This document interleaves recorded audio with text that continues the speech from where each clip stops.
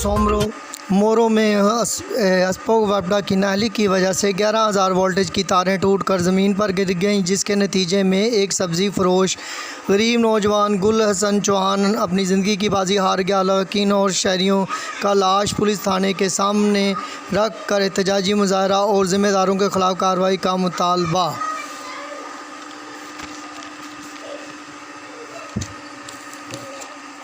अलकरम चिश्ती दवाखाना and पंसार store मुफ्त मशवरा, बवासीर, खूनी वबादी और लेकोरिया का इलाज फ्री किया जाता है।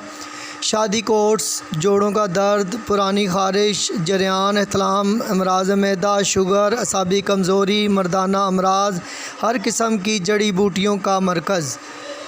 एड्रेस बेसमेंट लाल building, Haji Farman plaza, Nazrana photo copy and mobile centre, गंजू मत्ता।